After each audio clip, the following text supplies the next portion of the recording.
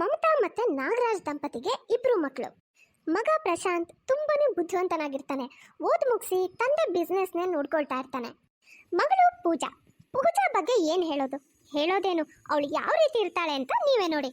ಅಯ್ಯೋ ದೇವ್ರೆ, ಈ ಹುಡುಗಿ ಇಷ್ಟೊತ್ತಾದ್ರೂ ಮಲ್ಗೆ ಇದ್ದಾಳಲ್ಲ. ನಾನೇ ಮಲ್ಗಿದ್ದೀನಿ, ಎಚ್ಚರನೇ ಇದ್ದೀನಲ್ವಾ. ಮಲ್ಗಿಲ್ಲ ಅಂದ್ರೆ ಇಷ್ಟೊತ್ತವರೆಗೂ ಬೆಡ್ ಮೇಲೆ ಬಿತ್ಕೊಂಡು ಏನ್ ಮಾಡ್ತಾ ಇದ್ದೆ? ಅಮ್ಮ, ನಾನು ಬೇಗನೆ ಎದ್ದಿದ್ದೆ, ಆದ್ರೆ ಮೊಬೈಲಲ್ಲಿ ರೀಲ್ಸ್ ನೋಡಕ್ ಶುರು ಮಾಡಿದ್ನ. ನೋಡ್ತಾ ಒಂದ್ ತಾಸು ಮೇಲಾಗೋಯ್ತು. ಟೈಮ್ ಆಗಿದ್ದೆ ಗೊತ್ತಾಗ್ಲಿಲ್ಲ. ಅಯ್ಯೋ ದೇವ್ರೆ, ಪೂಜಾ ಏನಮ್ಮ ನೀನು ಇನ್ನೂ ಚಿಕ್ಕ ಹುಡುಗಿ ಅಂತ ಅನ್ಕೊಂಡಿದ್ಯಾ? 24 ವರ್ಷದ ಹುಡುಗಿ ಕಣೆ ನೀನು. ಈ ರೀತಿ 3 ಹೊತ್ತು ಫೋನ್ ಹಿಡ್ಕೊಂಡು ಕುತ್ಕೊಳ್ಳೋದು, ಲೇಟ್ ಆಗಿ ಹೇಳೋದು, ಇವೆಲ್ಲ ನಿನಗೆ ಚೆನ್ನಾಗ್ ಅನ್ಸುತ್ತಾ? ಅಮ್ಮ, ನೀನಂತೂ ಯಾವಾಗ್ಲೂ ಪ್ರತಿಯೊಂದು ವಿಷಯಕ್ಕೂ ನನಗೆ ಬೈಯದೇ ಮಾಡ್ತಾ ಇರ್ತೀಯ. ಒಂದ್ಸಲನಾದ್ರೂ ನನ್ನನ್ನು ಹೊಗಳಿದ್ಯಾ ನೀನು? ನನಗೆ ನಿನ್ನನ್ನು 3 ಹೊತ್ತು ಬೈಬೇಕು ಅಂತ ಆಸೆನೇನೆ. ನಾನು ನಿನ್ನನ್ನು ಹೊಗಳೋ ಅಂತ ಕೆಲಸ ನೀನು ಮಾಡಿದ್ರೆ ತಾನೇ ನಿನ್ನನ್ನು ನಾನು ಹೊಗಳೋದು. ಪೂಜಾ, ನಿಮ್ಮಮ್ಮ ಸರಿಯಾಗಿ ಹೇಳ್ತಾ ಇದ್ದಾಳಮ್ಮ. ಪಕ್ಕದ ಮನೆ ರಮ್ಯನ್ ನೋಡು, ಅವಳು ನಿನ್ನ ವಯಸ್ಸಿನ ಹುಡುಗಿನೇ. ಮನೆ ಕೆಲಸ ಪ್ರತಿಯೊಂದು ಎಷ್ಟು ಚೆನ್ನಾಗಿ ಮಾಡ್ತಾಳ ಹುಡುಗಿ. ನಾನು ಕಲಿತೀನಿ ಬಿಡಿಯಪ್ಪ, ನೀವ್ಯಾಕೆ ಚಿಂತೆ ಮಾಡ್ತೀರಾ? ಚಿಂತೆ ಮಾಡಬೇಡಿ ಅಂತೀಯಲ್ಲ, ತಂದೆ ತಾಯಿ ಆಗಿರೋ ನಮಗೆ ಚಿಂತೆ ಆಗದೆ ಇರುತ್ತಾ ಹೇಳು? 24 ವರ್ಷದ ಹುಡುಗಿ ಮನೇಲಿ ಯಾವ ಕೆಲಸನೂ ಮಾಡಲ್ಲ, ಕಲಿಬೇಕು ಅನ್ನೋ ಆಸಕ್ತಿ ಇಲ್ಲ, ಯಾವ ಜವಾಬ್ದಾರಿನೂ ಇಲ್ಲ. ಹೀಗಿರೋ ನಿನ್ನನ್ನು ನೋಡಿ ನಮಗೆ ಚಿಂತೆ ಆಗದೆ ಇರುತ್ತಾ? ಮದುವೆ ಆದ್ಮೇಲೆ ಗಂಡನ ಮನೆಗೆ ನೀನು ಹೇಗೆ ಬಾಳ್ವೆ ಮಾಡ್ತೀಯಾ? ನಿನ್ನ ತಮ್ಮ ಪ್ರಶಾಂತ್ನ ನೋಡು, ಓದ್ ಮುಗಿತಿದ್ದ ಹಾಗೆ ನನ್ನ ಬಿಸ್ನೆಸ್ ಕಡೆ ಗಮನ ಕೊಡ್ತಿದ್ದಾನೆ. ಚೆನ್ನಾಗೆಲ್ಲ ನಿಭಾಯಿಸ್ಕೊಂಡು ಹೋಗ್ತಾ ಇದ್ದಾನೆ. ಎಷ್ಟು ಜವಾಬ್ದಾರಿ ಇದೆ ಅವನಿಗೆ ನೋಡು. ಇವತ್ತಿಂದ ನೀನು ಅಡುಗೆ ಮನೆಯಲ್ಲಿ ನನ್ನ ಜೊತೆ ನನ್ನ ಕೆಲಸದಲ್ಲಿ ಸಹಾಯ ಮಾಡಬೇಕು. ಅದರಿಂದ ನೀನು ಕಲ್ತ ಹಾಗಾಗುತ್ತೆ. ಸರಿ ಪೂಜಾ, ಈಗ ನೀನು ಹೋಗಿ ನನ್ಗೊಂದು ಕಪ್ ಕಾಫಿ ಮಾಡ್ಕೊಂಡು ಬರ್ತೀಯಾ? ಸ್ವಲ್ಪ ಹೊತ್ತು ಬಿಟ್ಟು ಮಾಡ್ತೀನಿ. ನೋಡಿದ್ರಾ ನಿಮ್ಮ ಮಗಳನ್ನ? ಏನೇ ಕೆಲಸ ಹೇಳಿದ್ರು ಇದೇ ಉತ್ತರ ಅವಳದು.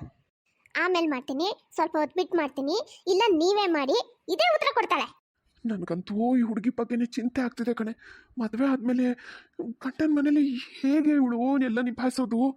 ಪೂಜಾಗೆ ಆರಾಮಾಗಿ ಮನೆಯಲ್ಲಿ ತಿನ್ನೋದು, ಉಣ್ಣೋದು, ನಿದ್ದೆ ಮಾಡೋದು, ಮೊಬೈಲ್ ನೋಡೋದು, ಹೊರಗಡೆ ಸುತ್ತಾಡೋದು, ಇಷ್ಟು ಬಿಟ್ಟರೆ ಬೇರೆ ಯಾವುದರಲ್ಲೂ ಆಸಕ್ತಿನೇ ತೋರಿಸ್ತಿರಲ್ಲ. ಹೀಗಿರೋ ಪೂಜಾಗೀಗ ಮದುವೆ ವಯಸ್ಸು ಬೇರೆ ಆಗಿರೋದ್ರಿಂದ ಅವ್ರ ತಂದೆ ತಾಯಿಗೆ ಮದುವೆ ಆದ್ಮೇಲೆ ಹೇಗಪ್ಪ ಇವಳು ಕತೆ ಅನ್ನೋದೇ ಚಿಂತೆ ಆಗಿರುತ್ತೆ. ಒಂದಿನ ಮಮತಾ ತನ್ನ ತಂಗಿ ಜೊತೆ ಫೋನಲ್ಲಿ ಮಾತಾಡ್ತಿರ್ತಾಳೆ. ಚಿಂತೆ ಮಾಡಬೇಡ ಅಂದ್ರೆ ಹೆಂಗಾಗುತ್ತೆ ಸವಿತಾ? ಈ ಹುಡುಗಿ ಮನೇಲಿ ಒಂದು ಕೆಲಸ ಮಾಡಲ್ಲ, ಒಂದು ಸ್ವಲ್ಪನೂ ಆಸಕ್ತಿ ಅನ್ನೋದೇ ಇಲ್ಲ. ಯಾವಾಗ ನೋಡಿದ್ರು ಮೊಬೈಲ್ ನೋಡ್ತಿರ್ತಾಳೆ. ಮನೇಲಿ ಆ ಕಡೆಯಿಂದ ಕಡ್ಡಿ ಎತ್ತಿ ಈ ಕಡೆ ಇಡಲ್ಲ. ಫ್ರೆಂಡ್ಸ್ ಜೊತೆ ಹೊರಗಡೆ ಸುತ್ತಾಡೋದು, ಇಷ್ಟು ಬಿಟ್ಟರೆ ಬೇರೆ ಏನೂ ಮಾಡಲ್ಲ. ಎಷ್ಟು ಹೇಳಿದ್ರು ಅರ್ಥ ಆಗಲ್ಲ ಕಡೆ. ಏನು ಮಾಡ್ಬೇಕು ಈ ಹುಡುಗಿಗೆ ಅಂತಾನೆ ಅರ್ಥ ಆಗಲ್ಲ. ಅಕ್ಕ, ನೀನು ಈ ವಿಷಯಕ್ಕೆ ಅತಿ ಚಿಂತೆ ಹಚ್ಕೋಬೇಡ. ಆಮೇಲೆ ಚಿಂತೆ ಹಚ್ಕೊಂಡು ನಿನ್ನ ಆರೋಗ್ಯ ಹೆಚ್ಚು ಕಮ್ಮಿ ಆದೀತು. ಚಿಂತೆ ಮಾಡದೆ ಇರಕ್ಕೆ ಹೇಗೆ ಸಾಧ್ಯ ಹೇಳು? ಈಗಲೂ ನೋಡು, ಟಿವಿ ಮುಂದೆ ಕೂತಿದ್ದಾಳೆ. ತಾನು ತಿಂದಿದ್ದೊಂದು ತಟ್ಟೆನೂ ಎತ್ತಿಟ್ಟಿಲ್ಲ, ಅಲ್ಲೇ ಟೇಬಲ್ ಮೇಲೆ ಇಟ್ಟಿದ್ದಾಳೆ.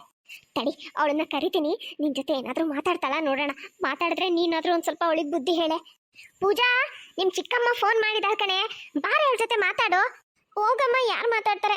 ನನ್ಗೆ ರಿಲೇಟಿವ್ಸ್ ಜೊತೆ ಫೋನಲ್ಲಿ ಮಾತಾಡೋದಂದ್ರೆ ಇಷ್ಟನೇ ಆಗಲ್ಲ. ನೋಡಿದ್ಯಾ ಹೆಂಗ್ ಉತ್ತರ ಕೊಡ್ತಾಳೆ? ಯಾವ ಸಂಬಂಧಿಕರು ಮನೆಗೆ ಬರಲ್ಲ, ಅವ್ರನ್ನ ಮಾತಾಡ್ಸಲ್ಲ, ಫೋನಲ್ಲೂ ಮಾತಾಡಕ್ ಕೇಳಲ್ಲ. ಈ ತರ ಇರೋ ಇವಳು ಮದುವೆ ಆದ್ಮೇಲೆ ಮುಂದೆ ಸಂಬಂಧಗಳನ್ನ ಹೇಗ್ ನಿಭಾಯಿಸ್ತಾಳೆ ಹೇಳು? ಈಗೇನು ತವ್ರ ಮನೇಲಿದ್ದಾಳೆ, ನಾವುಗಳು ಇವಳು ಏನೇ ಮಾಡಿದ್ರು ಸಹಿಸ್ಕೋತೀವಿ. ಅದೇ ಮದುವೆ ಆಗಿ ಗಂಡನ ಮನೆಗೆ ಹೋದ್ಮೇಲೆ ಇವಳು ಈ ರೀತಿ ಉತ್ತರ ಕೊಟ್ರೆ ಏನಾಗ್ಬೋದು ಪರಿಸ್ಥಿತಿ ಹೇಳು? ಇವಳು ಗಂಡನ ಮನೆಯವರು ನಮಗೆ ಅನ್ನೋದು, ಮಗಳಿಗೆ ಏನ್ ಸಂಸ್ಕಾರ ಕಲಿಸಿದಾರಪ್ಪ ಇವರು ಅಂತ. ಅಕ್ಕ, ನಿಧಾನವಾಗಿ ಎಲ್ಲ ಕಲಿತಾಳೆ, ನೀನೇನು ಚಿಂತೆ ಮಾಡಬೇಡ. ಇವಳು 18 ವರ್ಷದವಳು ಇದ್ದಾಗ ನನಗೂ ಅನ್ನಿಸ್ತಿತ್ತು, ಇನ್ನು ಸಣ್ಣವಳು, ಕಲಿತಾಳೆ ಹೋಗ್ತಾ ಹೋಗ್ತಾ, ಇನ್ನು ಓದ್ತಾ ಇದ್ದಾಳೆ ಅಂತ. ಆದ್ರೆ ಈಗಲೂ ಹಾಗೇನೆ 24 ವರ್ಷ ಅವಳಿಗೀಗ. ಇನ್ನು ಯಾವಾಗ ಕಲಿತಾಳೆ ಹೇಳು ಇವಳು? ಯಾವುದೊಂದು ಜವಾಬ್ದಾರಿ ಅನ್ನೋದಿಲ್ಲ ಹುಡುಗಿಗೆ.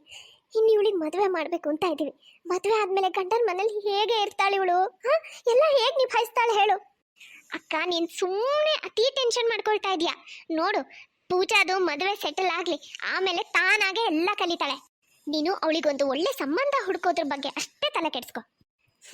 ಈ ಹುಡುಗಿಗೆ ಮದುವೆ ಸೆಟಲ್ ಆದ್ಮೇಲಾದ್ರೂ ಬುದ್ಧಿ ಬರತ್ತಾ ನೋಡ್ಬೇಕು. ಹೀಗೆ ಮಮತಾಗೆ ಮಗಳದ್ದೇ ಚಿಂತೆ ಆಗ್ಬಿಟ್ಟಿರತ್ತೆ. ಪೂಜಾ ತಂದೆ ತಾಯಿ ಇಬ್ರು ಗೊತ್ತಿರೋರು, ಸಂಬಂಧಿಕರು ಎಲ್ಲರ ಹತ್ರನೂ ಮಗಳಿಗೊಂದು ಒಳ್ಳೆ ಸಂಬಂಧ ಇದ್ರೆ ಹೇಳಿ ಅಂತ ಹೇಳಿರ್ತಾರೆ. ಮಮತಾ, ನಾಗರಾಜು, ಓಹ್ ಅದ್ಕೆ ಬನ್ನಿ ಕೂತ್ಕೊಳ್ಳಿ. ಅದಕ್ಕೆ ಚೆನ್ನಾಗಿದ್ದೀರಾ? ಹ್ಞೂ ನಾನು ಚೆನ್ನಾಗಿದ್ದೀನಿ. ಅಲ್ಲ ಕಣೆ ಮಮತಾ, ನಾನು ಅವಾಗ್ಲಿಂದ ನಿಮ್ಮನ್ನು ಕರಿತಾ ಇದ್ದೀನಿ.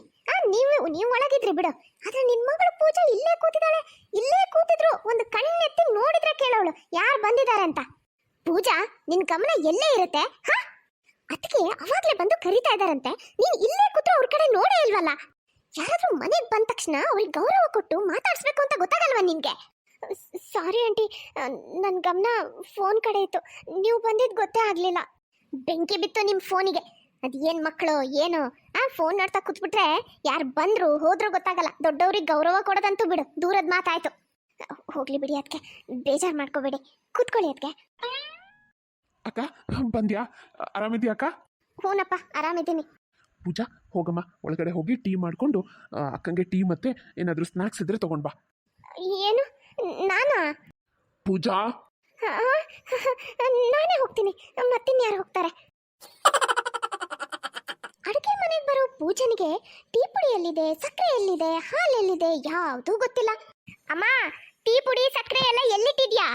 ಏನೇ ಮಮತಾ, ನಿನ್ ಮಗಳಿಗೆ ಅಡುಗೆ ಮನೆಯಲ್ಲಿ ಟೀ ಪುಡಿ ಸಕ್ಕರೆ ಎಲ್ಲಿದೆ ಅಂತ ಗೊತ್ತಿಲ್ವಾ?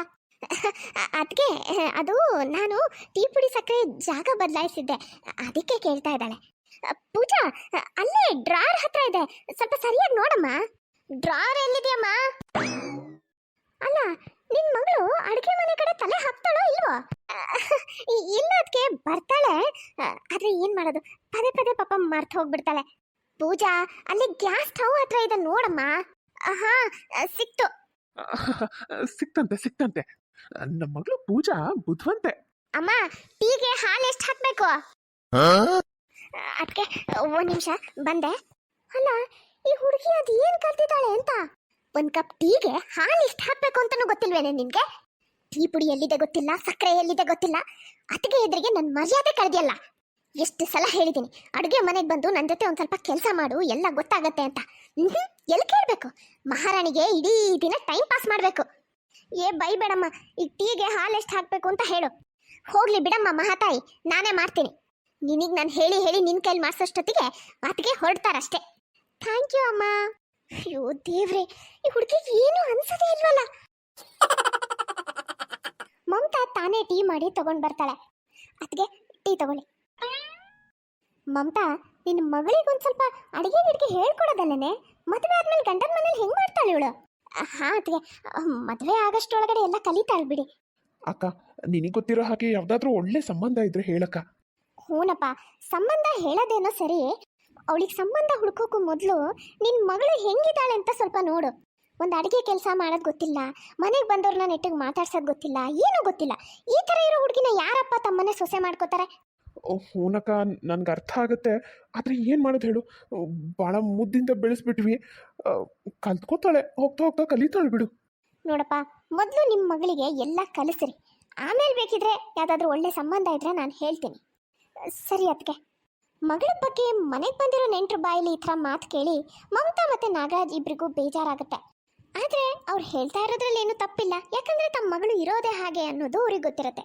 ಮನೆಗೆ ಬಂದಿರೋ ಹೆಂಗಸು ವಾಪಸ್ ಹೋದ್ಮೇಲೆ, ರೀ ಇವತ್ತು ಅದಕ್ಕೆ ಮಾತು ಕೇಳಿ ನನಗಂತೂ ಬಹಳ ಬೇಜಾರಾಯಿತು. ಅವ್ರು ಏನು ಅನ್ಕೊಳ್ಳಲ್ಲ ಹೇಳಿ, ಅವ್ರು ಇವಳಿಗೇನು ಅನ್ನಲ್ಲ ರೀ, ಅನ್ನೋದಲ್ಲ ನನಗೆ. ತಾಯಿಯಾದವಳು ಮಗಳಿಗೆ ಏನೂ ಕಲಿಸ್ಕೊಟ್ಟಿಲ್ಲ ಅಂತ ಹೇಳ್ತಾರೆ ತಾನೆ. ಪೂಜಾ, ಅಕ್ಕ ಮಾತಾಡಿದೆಲ್ಲ ಕೇಳಿಸ್ಕೊಂಡೆ ತಾನೆ? ನೋಡು ಅಮ್ಮ ಎಷ್ಟು ಬೇಜಾರಾಗಿದ್ದಾಳೆ. ನನಗೂ ಭಾಳ ಬೇಜಾರು ಅನ್ನಿಸ್ತು. ನಿನ್ನಿಂದ ನಾವು ಏನೇನೆಲ್ಲ ಮಾತು ಕೇಳ್ಬೇಕು ನೋಡು. ಅಪ್ಪ, ಆ ಆಂಟಿ ಯಾವಾಗಲೂ ಮಾತಾಡೋದೇ ಹೀಗೆ, ಅವ್ರಿಗದು ಅಭ್ಯಾಸ. ನೀವು ಸುಮ್ಮನೆ ಅವ್ರ ಮಾತನ್ನ ಮನ್ಸಿಗೆ ಹಚ್ಕೊಳ್ತಾ ಇದ್ದೀರಾ. ಅವ್ರು ಹೇಳಿದ್ರಲ್ಲಿ ಏನು ತಪ್ಪಿತ್ತೆ? ಅವ್ರು ಸರಿಯಾಗಿ ಹೇಳಿದ್ದಾರೆ ತಾನೆ. ನಿನ್ನ ಮನೆಯಲ್ಲಿ ಯಾವ ಕೆಲಸ ಮಾಡ್ತೀಯಾ, ಯಾವ ಕೆಲಸ ಕಲ್ತಿದ್ಯಾ ಹೇಳು? ಯಾವ ಜವಾಬ್ದಾರಿನೂ ಗೊತ್ತಿಲ್ಲ ನಿನಗೆ. ನೋಡು, ಇನ್ಮೇಲಾದರೂ ನೀನು ಸ್ವಲ್ಪ ಸುಧಾರಿಸ್ಬೇಕು, ಮನೆ ಕೆಲಸ ಎಲ್ಲ ಕಲಿಬೇಕು. ಸರಿ ಆಯಿತು, ನಾಳೆಯಿಂದ ನೀವೇ ನೋಡಿ ನಾನು ಹೇಗೆಲ್ಲ ಕೆಲಸ ಮಾಡ್ತೀನಿ, ಎಲ್ಲ ಜವಾಬ್ದಾರಿ ತಗೋತೀನಿ ಅಂತ. ನೋಡೋಣ, ಆ ನಾಳೆ ಅದು ಯಾವಾಗ ಬರುತ್ತೋ ದೇವ್ರಿಗೆ ಗೊತ್ತು. ಅಮ್ಮ, ನೀನು ಸುಮ್ಮನೆ ಇವಳ ಮಾತನ್ನೆಲ್ಲ ನಂಬಕ್ಕೆ ಹೋಗ್ಬೇಡ, ಇವಳ ಮೇಲೆ ನೀನು ನಂಬಿಕೆನೇ ಇಟ್ಕೋಬೇಡ. ಏಯ್, ನೀನು ಸುಮ್ಮನೆ ಇರೋ, ಗೊತ್ತಾಯ್ತಾ? ಮಧ್ಯದಲ್ಲಿ ನನ್ನ ವಿಷಯದಲ್ಲಿ ಮಾತಾಡೋಕೆ ಬರಬೇಡ. ನೋಡು ಎಷ್ಟು ಸಿಟ್ಟು ಬರುತ್ತೆ ಅವಳಿಗೆ, ಹೆಂಗೆ ಮಾತಾಡ್ತಾಳೆ ಅಂತ. ನೀನು ಹೆಣ್ಣು ಹುಡುಗಿ ಕಣೆ, ಈ ಥರ ಇದ್ರೆ ಆಗಲ್ಲ, ಸ್ವಲ್ಪ ಅರ್ಥ ಮಾಡ್ಕೋ. ಅಮ್ಮ, ನೀನು ಯಾವಾಗಲೂ ನನಗೆ ಹೇಳಕ್ ಬರ್ತೀಯ, ಅದೇ ನಿನ್ನ ಮಗನಿಗೆ ಏನೂ ಹೇಳಲ್ಲ. ಅಲ್ಲೋ ಪ್ರಶಾಂತ್, ಕತ್ತೆ ನಾಯಿ ಹೊಂದಿ, ನೀನು ಸುಮ್ಮನೆ ಬಿಡಲ್ಲ ನಾನು. ನನ್ನ ವಿಷಯ ಬಂದ್ರೆ ಸಾಕು ಮಧ್ಯದಲ್ಲಿ ಬಂದ್ಬಿಡ್ತಾನೆ ನಂದಲ್ಲಿಡ್ಲಿ ಅಂತ. ನೋಡ್ದ್ಯಾ ಅಮ್ಮ, ಅಕ್ಕ ಹೇಗೆ ಮಾತಾಡ್ತಾಳೆ? ನಾನು ಇವಳನ್ನ ಅಕ್ಕ ಅಂತ ಕರೆದ್ರೆ ಇವಳು ನನಗೆ ಕತ್ತೆ ನಾಯಿ ಹೊಂದಿ ಅಂತ ಕರೀತಾಳೆ. ಅಮ್ಮ, ನೀನು ಸರಿಯಾಗೇ ಹೇಳ್ತೀಯ.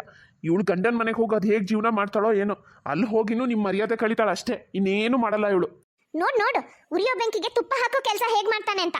ಅಪ್ಪ ಅಮ್ಮ, ನೀವು ಅವನಿಗೆ ಬಾಯಿ ಮುಚ್ಕೊಂಡಿರಕ್ಕೆ ಹೇಳ್ತಿರೋ, ಇಲ್ಲಾಂದ್ರೆ ನಾನು ಬಾಯಿ ಮುಚ್ಚಿಸ್ಲ. ಅವನಿಗೇನೆ ಅನ್ನೋದು, ನೀನ್ ಮೊದಲು ಸುಧಾರಿಸೋದ್ ಕಲಿ, ಅವಾಗ ನಿನಗೆ ಯಾರು ಏನು ಹೇಳಕ್ ಬರಲ್ಲ. ನಾನು ಹೇಳ್ದೆ ತಾನೆ ನಾಳೆಯಿಂದ ನಾನು ಸುಧಾರಿಸ್ಕೋತೀನಿ, ಎಲ್ಲ ಕಲಿತೀನಿ ಅಂತ. ಇವಳು ಸುಧಾರಿಸೋ ದಿನ ಬರಕ್ ಸಾಧ್ಯನೇ ಇಲ್ಲ ಅಮ್ಮ. ನೋಡು ನೋಡು, ನಿನ್ನ ಇವತ್ತು ನನ್ನಿಂದ ಯಾರು ಕಾಪಾಡಕ್ ಸಾಧ್ಯ ಇಲ್ಲ. ನಿನ್ನ ಸುಮ್ಮನೆ ಬಿಡಲ್ಲ ಇವತ್ತು. ಎಲ್ಲ ಓಡ್ತೀಯಾ, ಬಿಡ್ತೀನಿ ಅಂತ ಮಾಡಿದ್ಯಾ ನಿನ್ನ. ಅಯ್ಯೋ ದೇವ್ರೆ, ಈ ಹುಡುಗಿಗೆ ಯಾವಾಗಪ್ಪ ಬುದ್ಧಿ ಬರೋದು? ನನಗಂತೂ ಈ ಹುಡುಗಿದೇ ಚಿಂತೆ ಆಗಿ ಹೋಗಿದೆ. ಯಾವಾಗೆಲ್ಲ ಕಲಿತಾಳೋ, ಇವಳಿಗೂ ಒಂದು ಒಳ್ಳೆ ಸಂಬಂಧ ಸಿಕ್ಕಿ ಯಾವಾಗ ಮದುವೆ ಆಗುತ್ತೋ. ಮಮತಾ, ಯಾಕೆ ಇಷ್ಟು ಬೇಜಾರು ಮಾಡ್ಕೊಂಡು ಕೂತಿದ್ಯಾ? ಏನು ಯೋಚನೆ ಮಾಡ್ತಿದ್ದೆ? ಇನ್ನೇನು ಯೋಚನೆ ಮಾಡಲಿ, ನಮ್ಮ ಪೂಜೆನ ಬಗ್ಗೆ ಯೋಚನೆ ಮಾಡ್ತಿದ್ದೆ. ತುಂಬ ಯೋಚನೆ ಮಾಡಬೇಡ ಮಮತಾ, ಎಲ್ಲ ಸರಿ ಹೋಗುತ್ತೆ, ಎಲ್ಲ ಒಳ್ಳೇದೇ ಆಗುತ್ತೆ.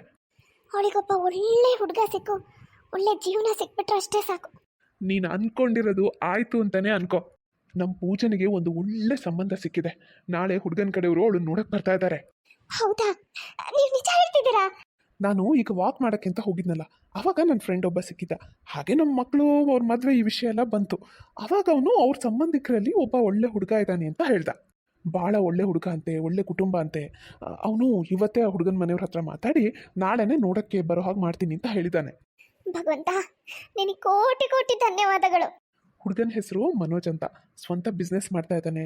ತುಂಬ ಅನುಕೂಲವಾಗೇ ಇದ್ದಾರೆ. ತುಂಬ ಖುಷಿ ಆಯ್ತು ರೀ. ನಾನು ಪೂಜನಿಗೆ ಇವತ್ತೇ ನಾಳೆ ಹೇಗಿರಬೇಕು ಎಲ್ಲ ತಿಳಿಸ್ಕೊಡ್ತೀನಿ. ಅವಳಿಂದ ಯಾವುದೇ ತಪ್ಪು ಆಗಬಾರ್ದು. ನೀನು ಅಷ್ಟು ಮಾಡು, ಮತ್ತು ನಾಳೆ ಅವಳಿಂದ ಏನು ಹೆಚ್ಚು ಕಮ್ಮಿ ಆಗಬಾರ್ದು. ಇಲ್ಲ ಇಲ್ಲ, ಇಂಥ ಒಳ್ಳೆ ಸಂಬಂಧ ಸಿಕ್ಕಿದೆ, ಅಂಥದ್ದು ಹಾಳಾಗಕ್ಕೆ ನಾನು ಬಿಡಲ್ಲ. ಮಮತಾ ಈ ವಿಷಯನ ಕೇಳಿ ಖುಷಿನೂ ಆಗಿರ್ತಾಳೆ, ಅಷ್ಟೇ ಭಯ ಕೂಡ ಇರುತ್ತೆ.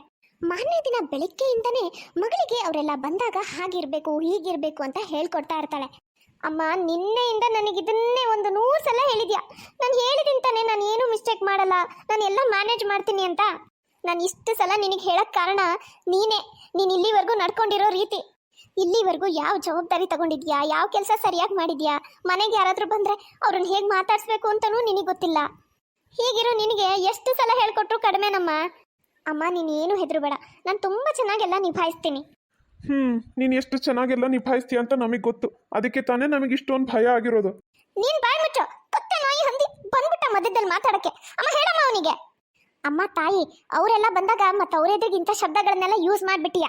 ಆಮೇಲೆ ಅವರೆಲ್ಲ ಈ ಹುಡುಗಿನ ನಮ್ಮ ಮನೆಗೆ ಬಂದು ನಮ್ಗಳಿಗೂ ಕತ್ತೆ ನಾಯಿ ಹಂದಿ ಅಂದ್ಬಿಟ್ರೆ ಏನಪ್ಪ ಮಾಡೋದು ಅಂತ ಎದ್ದು ಓಡೋಗ್ಬಿಡ್ತಾರಷ್ಟೇ. ಇರು, ನೀನಿಗೆ ಮಾಡ್ತೀನಿ. ಬಾಯಿ ಮಾತಲ್ಲಿ ಕೇಳಲ್ಲ ಅಲ್ಲ ನೀನು. ಎಲ್ಲ ಓಡ್ತೀಯಾ? ಓಡ್ ಹೋದ್ರೆ ಬಿಡ್ತೀನಿ ಅಂತ ಮಾಡಿದ್ಯಾ?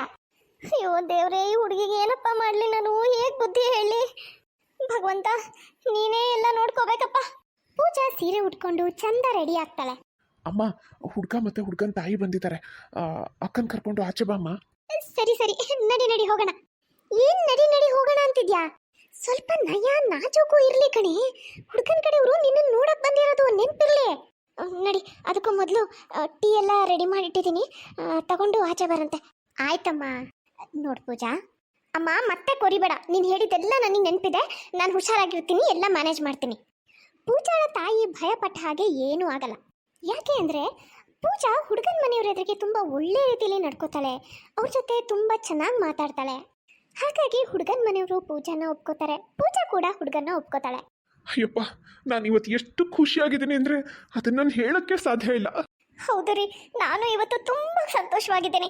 ನಮ್ಮ ಮಗಳು ಇವತ್ತು ಹುಡುಗನ ಮನೆಯವ್ರ ಎದುರಿಗೆ ತುಂಬ ಒಳ್ಳೆ ರೀತಿಯಲ್ಲಿ ಜವಾಬ್ದಾರಿಯಿಂದ ನಡ್ಕೊಂಡ್ಲು. ಮಮತಾ, ಮದುವೆ ತಯಾರಿಗೆ ನಮ್ಮ ಹತ್ರ ತುಂಬ ಸಮಯ ಇಲ್ಲ. ಮುಂದಿನ ತಿಂಗಳೇ ಮದುವೆ ಇರೋದು. ಹಬ್ಬ, ಇನ್ನು 1 ತಿಂಗಳು ಇವಳನ್ನು ಸಹಿಸ್ಕೊಂಡ್ಬಿಟ್ರೆ ಆಮೇಲೆ ಆರಾಮಾಗಿರ್ಬೋದು. ಮಗನೆ, ಅಕ್ಕನ ಗೋಳು ಹೊಯ್ಕೋಬೇಡ ಆಯ್ತಾ? ಇನ್ನು ಅವಳು ಎಷ್ಟು ದಿನ ನಮ್ಮ ಜೊತೆ ಇರ್ತಾಳೆ ಹೇಳು? ಮದುವೆ ಆಗಿ ಹೋಗ್ತಾ ಇದ್ದಾಳೆ, ಇನ್ನು 1 ತಿಂಗಳಷ್ಟೇ ಅವಳು ನಮ್ಮ ಜೊತೆ ಇರೋದು. ಹೌದಪ್ಪ, ಅಕ್ಕನ ಜೊತೆ ಪ್ರೀತಿಯಿಂದ ಇರೋ ಆಯ್ತಾ? ಇನ್ನು 1 ತಿಂಗಳಷ್ಟೇ ಅಲ್ವೇನೋ ಅವಳು ನಮ್ಮ ಜೊತೆ ಇರೋದು. ಆಮೇಲೆ ಗಂಡನ ಮನೆಗೆ ಹೊರಟೋಗ್ತಾಳೆ. ಅಮ್ಮ, ನನಗೆ ಯಾಕೋ ತುಂಬ ಪಾನಿಪುರಿ ತಿನ್ಬೇಕನ್ನಿಸ್ತಿದೆ. ನನ್ನ ಫ್ರೆಂಡ್ಸ್ ಜೊತೆ ಹೋಗಿ ತಿನ್ಕೊಂಡು ಬರ್ತೀನಿ ಆಯ್ತಾ? ನೋಡಿದ್ರಾ ನಿಮ್ಮ ಜವಾಬ್ದಾರಿ ಇರೋ ಮಗಳನ್ನ? ಮನೆಯಲ್ಲಿ ಪೂಜಾಳ ಮದುವೆ ತಯಾರಿ ಶುರುವಾಗುತ್ತೆ. ನೋಡ್ತಿದ್ದ ಹಾಗೆ 1 ತಿಂಗಳು ಕಳೆದು ಪೂಜಾ ಮದುವೆ ಆಗಿ ಗಂಡನ ಮನೆಗೆ ಹೋಗ್ತಾಳೆ. ಪೂಜಾ ಮದುವೆ ಆಗಿ ಗಂಡನ ಮನೆಗೆ ಹೋದ್ಮೇಲೆ ಈ ಕಡೆ ತವ್ರ ಮನೆಯಲ್ಲಿ ಮನೆಯೆಲ್ಲ ಬಣ ಬಣ ಅನ್ಸಕ್ ಶುರುವಾಗಿರುತ್ತೆ. ಪೂಜಾ ಇಲ್ಲಿರೋಷ್ಟು ದಿನನೂ ನಾನು ಅವಳಿಗೆ ಕೆಲಸ ಮಾಡಲ್ಲ, ಏನು ಕಲಿಯಲ್ಲ ಅಂತ ಬೈತಾನೆ ಇರ್ತಿದ್ದೆ. ಆದ್ರೆ ಈಗ ಅವಳಿಲ್ಲದೆ ಮನೆಯೆಲ್ಲ ಖಾಲಿ ಖಾಲಿ ಅನ್ನಿಸ್ತಾ ಇದೆ. ಹೆಣ್ಮಕ್ಳಂದ್ರೆ ಹಾಗೇನೆ, ಎಷ್ಟು ಬೇಗ ಬೆಳೆದು ದೊಡ್ಡವರಾಗ್ತಾರೆ, ಮದುವೆ ಆಗಿ ಗಂಡನ ಮನೆಗೆ ಹೋಗ್ತಾರೆ, ಗೊತ್ತೇ ಆಗಲ್ಲ. ಈ ಮನೇಲಿ ಈಗ ನನ್ನ ಜೊತೆ ಜಗಳ ಮಾಡೋರು ಯಾರೂ ಇಲ್ಲ, ನನ್ನನ್ನು ಕತ್ತೆ ನಾಯಿ ಹಂದಿ ಅಂತ ಕರೆಯೋರು ಯಾರೂ ಇಲ್ಲ. ನನ್ನ ಮಗಳು ಗಂಡನ ಮನೇಲಿ ಎಲ್ಲದನ್ನು ತುಂಬ ಚೆನ್ನಾಗಿ ನಿಭಾಯಿಸ್ಕೊಂಡು ಹೋದರೆ ಅಷ್ಟೇ ಸಾಕು. 1 ವರ್ಷದ ನಂತರ ಪ್ರಶಾಂತ್ ರೆಡಿ ಆದ್ಯಾ? ಹ್ಞೂನಮ್ಮ, ನಾನು ರೆಡಿ. ಇನ್ನೇನು ಅಕ್ಕನ ಕರ್ಕೊಂಡು ಬರೋಕ್ಕೆ ಹೊರಡೋದಷ್ಟೇ. ನೋಡು, ಅಕ್ಕನ್ನ ಹುಷಾರಾಗಿ ಕರ್ಕೊಂಡು ಬಾ. ಹಾಗೆ ಹೋಗ್ಬೇಕಿದ್ರೆ ಖಾಲಿ ಕೈಯಲ್ಲಿ ಹೋಗಬೇಡ. ಹಣ್ಣು ಸ್ವೀಟು ಏನಾದರೂ ತೊಗೊಂಡು ಹೋಗು. ಇಲ್ಲಿ ಮನೇಲಿದ್ದಾಗ ಅವಳ ಜೊತೆ ಜಗಳ ಮಾಡ್ತಿದ್ದಿಲ್ಲ, ಆ ಥರ ಅಲ್ಲಿ ಹೋದಾಗ ಅವಳು ಗಂಡನ ಮನೆಯವ್ರ ಎದುರಿಗೂ ಮತ್ತೆ ಜಗಳ ಗಿಗಳ ಮಾಡಿಬಿಟ್ಟಿಯ. ಹೆಂಗೆ ಬೇಕಂಗೆ ಮಾತಾಡಬೇಡ, ಗೊತ್ತಾಯ್ತಾ? ಹ್ಞೂನಮ್ಮ, ನಾನೇನು ಚಿಕ್ಕ ಮಗುನ, ನನಗಷ್ಟು ಅರ್ಥ ಆಗಲ್ವಾ? ಅಷ್ಟಕ್ಕೂ ಅಕ್ಕ ಈಗ ಎಲ್ಲಿ ಬರೋದೇ ಇಲ್ಲ. ಅವಳು ನಮಗೆ ಸಿಗೋದೇ ತುಂಬ ಅಪರೂಪ. ಹೀಗಿರ್ಬೇಕಿದ್ರೆ ಸಿಕ್ಕಾಗ್ಲೂ ನಾನು ಯಾಕೆ ಜಗಳ ಮಾಡಲಿ ಹೇಳು? ಸರಿ ಸರಿ, ಬೇಗ ಹೊರಡು. ನಿಮ್ಮ ಅಕ್ಕನ ಜೊತೆ ಅಳಿಯಂದ್ರು ಮತ್ತು ಅವಳ ಅತ್ತೆಯನ್ನು ಜೊತೆ ಕರ್ಕೊಂಡು ಬಾ. ಆಯ್ತಪ್ಪ. ಪೂಜಾ ಮದುವೆ ಆಗಿ ಗಂಡನ ಮನೆಗೆ ಹೋಗಿ 1 ವರ್ಷ ಕಳೆದಿರತ್ತೆ. ಇವತ್ತು ಅವಳ ತಮ್ಮ ಅವಳನ್ನು ತವ್ರ ಮನೆಗೆ ಕರ್ಕೊಂಡು ಬರೋಕ್ಕೆ ಅವಳ ಮನೆಗೆ ಹೊರಟಿರ್ತಾನೆ. ಪ್ರಶಾಂತ್, ಅಮ್ಮ ಅಪ್ಪ ಚೆನ್ನಾಗಿದ್ದಾರಾ? ಹ್ಞೂ ಅಕ್ಕ, ಚೆನ್ನಾಗಿದ್ದಾರೆ. ಪೂಜಾ, ನನ್ನ ಬ್ಲೂ ಶರ್ಟ್ ಎಲ್ಲಿ? ಅಲ್ಲೇ ಮಂಚದ ಮೇಲೆ ಎಲ್ಲ ರೆಡಿ ಮಾಡಿ ಇಟ್ಟಿದ್ದೀನಿ ನೋಡಿ. ತುಂಬ ಹಸಿವಾಗಿದೆ, ತಿಂಡಿ ರೆಡಿ ಆಗಿದೆಯಾ? ತಿಂಡಿ ಕಾಫಿ ಎಲ್ಲ ರೆಡಿ ಆಗಿದೆ. ನೀವು ರೆಡಿಯಾಗಿ ಬನ್ನಿ, ತಿಂಡಿ ಬಡಿಸ್ಕೊಡ್ತೀನಿ. ಪೂಜಾ, ನನಗೆ ಕುಡಿಯೋಕ್ಕೆ ಬಿಸಿನೀರು ರೆಡಿ ಮಾಡಿದೆಯೇನಮ್ಮ? ಹ್ಞೂ ಅತ್ತೆ, ಬಿಸಿನೀರು ಕಾಯಿಸಿಟ್ಟು ಬಂದಿದ್ದೀನಿ, ತುಂಬ ಬಿಸಿ ಇದೆ. ಸ್ವಲ್ಪ ತಣ್ಣಗಾದ್ಮೇಲೆ ನಿಮಗೆ ಮಾತ್ರೆ ಕೊಡ್ತೀನಿ. ಆಗ್ಲಮ್ಮ. ಪ್ರಶಾಂತ್, ಯಾಕೋ ಸುಮ್ಮನೆ ಕೂತಿದ್ಯಾ? ಅದು ಪಕೋಡ ತಿನ್ನು, ನಿನಗೋಸ್ಕರ ನಾನೇ ನನ್ನ ಕೈಯಾರೆ ಮಾಡಿದ್ದೀನಿ. ಅಕ್ಕ, ನೀನು ಮಾಡಿದ್ಯಾ? ನಾನೇ ಮಾಡಿದ್ದು. ತಿಂದು ನೋಡು ಹೇಗಾಗಿದೆ ಅಂತ. ವಾವ್, ನಿಜವಾಗ್ಲೂ ಅಕ್ಕ ತುಂಬ ಟೇಸ್ಟಿಯಾಗಿದೆ. ನನ್ನ ಸೊಸೆ ಪೂಜಾ ಸ್ವಯಂ ಅನ್ನಪೂರ್ಣೇಶ್ವರಿ ಇದ್ದ ಹಾಗೆ. ಅವಳು ಏನೇ ಮಾಡಿದ್ರು ಅಷ್ಟು ರುಚಿಯಾಗಿರುತ್ತೆ ಕಣಪ್ಪ. ನಿಜವಾಗ್ಲೂ ಎಲ್ಲ ಅಡುಗೆನೂ ಭಾಳ ರುಚಿಯಾಗಿ ಮಾಡ್ತಾಳೆ. ಪೂಜಾ ತನ್ನ ಗಂಡ ಮತ್ತೆ ಅತ್ತೆ ಜೊತೆ ತವ್ರ ಮನೆಗೆ ಬರ್ತಾಳೆ. ತುಂಬಾ ದಿನಗಳ ನಂತರ ಮಗಳನ್ನ ನೋಡಿ ಪೂಜಾ ತಂದೆ ತಾಯಿ ತುಂಬಾನೇ ಸಂತೋಷ ಪಡ್ತಾರೆ. ಮಗಳೇ, ನಿನ್ನ ನೋಡಿ ನನಗೆ ಭಾಳ ಸಂತೋಷ ಆಯ್ತಮ್ಮ. ಆಂಟಿ, ಯಾಕಷ್ಟು ಬೇಜಾರು ಮಾಡ್ಕೋತಾ ಇದ್ದೀರಾ? ಈ ಸಲ ನಿಮ್ಮ ಮಗಳನ್ನ ಒಂದಷ್ಟು ದಿನ ಹೆಚ್ಚೇ ನಿಮ್ಮ ಜೊತೆ ಇಟ್ಕೊಂಡು ಕಳಿಸಿ. ಅಯ್ಯೋ, ಹಾಗೆ ಮಾತ್ರ ಮಾಡಬೇಡಿ ಬಿಗ್ರೆ. ನಮ್ಮ ಪೂಜಾ ಇಲ್ಲದೆ ನಮ್ಮ ಮನೇಲಿ ಏನೂ ನಡೆಯೋದೇ ಇಲ್ಲ. ನನಗೆ ಅವಳು ಮಾಡಿರೋ ಅಡುಗೆನೇ ಇಷ್ಟ. ಅವಳಿಲ್ಲ ಅಂದರೆ ನನಗೆ ಊಟನೇ ಮಾಡೋಕ್ಕೆ ಮನಸ್ಸಾಗಲ್ಲ. ಅಷ್ಟೇ ಅಲ್ಲ, ಅವಳಿಗೆ ನನಗೆ ಏನೇನು ಇಷ್ಟ, ಯಾವ ಟೈಮಿಗೆ ಏನು ಕೊಡಬೇಕು, ಯಾವ ಟೈಮಿಗೆ ಯಾವ ಮಾತ್ರೆ ಕೊಡಬೇಕು ಎಲ್ಲ ಅವಳಿಗೆ ಚೆನ್ನಾಗಿ ಗೊತ್ತು. ಸಮಯಕ್ಕೆ ಸರಿಯಾಗಿ ನಾನು ಇದ್ದಲ್ಲಿಗೆ ನನಗೆ ಏನೇನು ಬೇಕು ಎಲ್ಲ ತಂದು ಕೊಡ್ತಾಳೆ. ಅವಳು ಇಷ್ಟೆಲ್ಲ ಮಾಡ್ತಾಳೆ ಅಂತಲ್ಲ, ಅವಳಿಲ್ಲ ಅಂದರೆ ನಮಗೂ ಮನೇಲಿ ತುಂಬ ಬೇಜಾರಾಗುತ್ತೆ ಬಿಗ್ರೆ. ಅದು ನಿಜಾನೇ. ಪೂಜಾ 1-2 ದಿನ ಮನೇಲಿಲ್ಲ ಅಂದ್ರೂ ಭಾಳ ಕಷ್ಟ ಆಗ್ಬಿಡತ್ತೆ ನಮಗೆ. ನಿಜವಾಗ್ಲೂ ಬಿಗ್ರೆ, ನಿಮ್ಮ ಮಗಳು ಪೂಜಾ ಅಂತ ಸೊಸೆ ಸಿಗೋಕ್ಕೆ ನಾವು ತುಂಬಾನೇ ಪುಣ್ಯ ಮಾಡಿದ್ವಿ. ಪೂಜಾ, ನಿನ್ನ ಬಗ್ಗೆ ನಿನ್ನ ಗಂಡನ ಮನೆಯವರು ಇಷ್ಟು ಒಳ್ಳೆ ಮಾತಾಡ್ತಾ ಇರೋದನ್ನು ಕೇಳ್ತಾ ಇದ್ರೆ ನಿಜವಾಗ್ಲೂ ನನಗೆ ತುಂಬ ಹೆಮ್ಮೆ ಅನ್ನಿಸ್ತಾ ಇದೆ. ನನಗಂತೂ ಇವಳು ಮದುವೆ ಆದ್ಮೇಲೆ ಗಂಡನ ಮನೇಲಿ ಎಲ್ಲ ಹೇಗೆ ನಿಭಾಯಿಸ್ತಾಳೋ ಅಂತ ಎಷ್ಟು ಭಯ ಇತ್ತು. ನನಗಿವತ್ತು ಅರ್ಥ ಆಗಿದೆ ಏನಂದರೆ, ಹೆಣ್ಮಕ್ಳು ತವ್ರ ಮನೇಲಿ ಹೀಗೆ ಇರ್ಬೋದು, ಆದರೆ ಯಾವಾಗ ಗಂಡನ ಮನೆಗೆ ಕಾಲಿಡ್ತಾರೋ ಆವಾಗ ಎಲ್ಲ ಜವಾಬ್ದಾರಿನೂ ಕಲ್ತ್ಕೊಳ್ತಾರೆ, ಎಲ್ಲದನ್ನೂ ನಿಭಾಯಿಸ್ತಾರೆ. ನೋಡಿದ್ರಲ್ಲ ಫ್ರೆಂಡ್ಸ್, ಇವತ್ತಿನ ಈ ವಿಡಿಯೋ ನಿಮಗೆ ಸ್ವಲ್ಪನಾದರೂ ಇಷ್ಟ ಆಗಿದ್ದರೆ ಪ್ಲೀಸ್ ಚಾನಲ್ನ ಸಬ್ಸ್ಕ್ರೈಬ್ ಮಾಡಿ. ಹಾಗೆ ಪ್ಲೀಸ್ ಲೈಕ್ ಮಾಡೋದನ್ನ ಮಾತ್ರ ಮರಿಬೇಡಿ. ಮುಂದಿನ ವಿಡಿಯೋದಲ್ಲಿ ಮತ್ತೆ ಸಿಗೋಣ. Bye friends.